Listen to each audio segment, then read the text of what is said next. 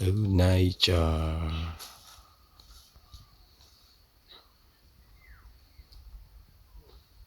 It's so interesting. They're in the family of goat suckers. Yeah.